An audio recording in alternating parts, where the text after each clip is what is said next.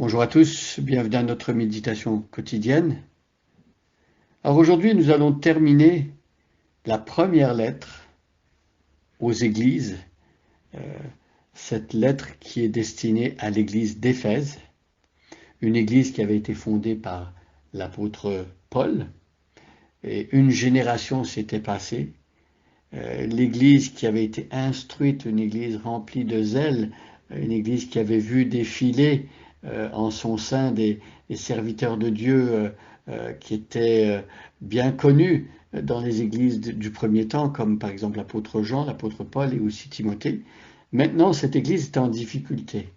C'est une église, on l'a dit, qui avait plein de belles qualités, qui euh, avait une conduite remarquable extérieurement, qui faisait attention à garder une doctrine orthodoxe, une église qui refusait certains comportements en son sein.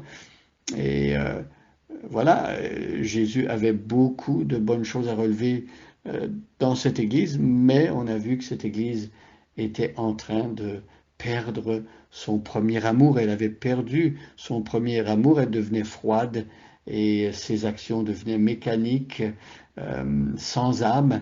Et donc c'est un danger pour toutes les églises qui existent aujourd'hui de, de ne pas se rendre compte que finalement on peut devenir froid aussi. Et donc Jésus, on l'avait vu, hein, avait appelé cette église à se repentir, à revenir à lui, parce que si l'Église continuait à vivre d'une manière froide, sans âme, et de simplement faire des actions extérieures, eh bien, ici, Jésus avait menacé que sa présence allait être enlevée et cette Église-là allait finalement devenir un club social ou alors même disparaître, comme certaines églises dans l'histoire ont complètement disparu malgré un bon départ. Voyez, ce n'est pas que le chrétien en lui-même perd son salut. On ne parle pas ici de vie chrétienne individuelle, mais on parle de situations collectivement, certains chrétiens, certains groupes chrétiens, certaines églises peuvent disparaître et les chrétiens de cette église être dispersés parce que tout simplement on n'a pas fait attention. Donc ici, au verset 6, hier, on avait vu aussi que Jésus avait souligné le courage de l'église d'Éphèse qui s'était opposée et avait détesté l'œuvre des Nicolaïtes, une secte qui faisait la promotion de l'idolâtrie et de l'immoralité. Et donc Jésus nous dit ici qu'il déteste également ces choses-là. Hein. Et on va voir maintenant ce que notre texte d'aujourd'hui nous dit. Je vais recommencer la lecture à partir du verset 4 et on va s'arrêter au verset 7. J'ai cependant un reproche à te faire. Tu as abandonné l'amour que tu avais au début. Allons, rappelle-toi d'où tu es tombé. Change et reviens à ta conduite première. Sinon, je viendrai à toi. Je déplacerai ton chandelier si tu ne changes pas. Voici pourtant une chose que tu as en ta faveur, tu détestes les œuvres des Nicolaïtes, tout comme moi. Et verset 7. Que celui qui a des oreilles écoute ce que l'Esprit dit aux églises. Au vainqueur, je donnerai à manger du fruit de l'arbre de vie qui est dans le paradis de Dieu. Alors ici, on voit au verset 7 que l'Esprit de Dieu parle à l'Église constamment. Ça, c'est très important. Nous voulons être des églises, et là, vous pouvez penser à votre propre église si vous appartenez à une église particulière.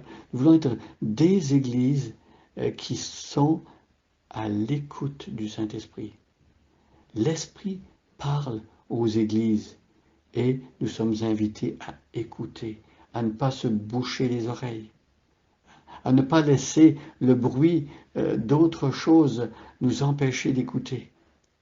Se mettre à l'écoute du Saint-Esprit qui parle à l'Église. Et là, au verset 7, euh, euh, l'apôtre Jean transmet ce que Jésus a dit à l'Église d'Éphèse au vainqueur. Alors il y a une victoire promise par le Seigneur. Il y a une victoire que que Dieu accorde à son Église. Une victoire pour ceux qui persévèrent, pour ceux qui reviennent, pour ceux qui alimentent leur amour pour Jésus, qui continuent malgré l'opposition. Ô vainqueur, je donnerai à manger du fruit de l'arbre de vie. Vous vous souvenez, c'est une image qui est tirée du livre de la Genèse.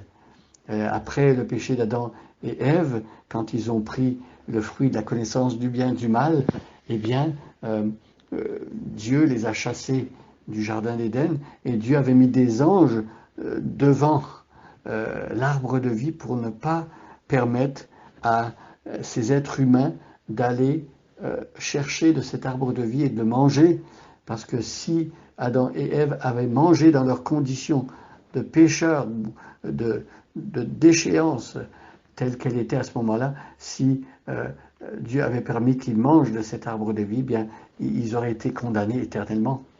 Dieu a empêché qu'ils touchent de cet arbre de vie. Voyez maintenant, à la fin des temps, pour celui qui aura persévéré, à la fin des âges, eh bien, il va pouvoir manger de l'arbre de vie.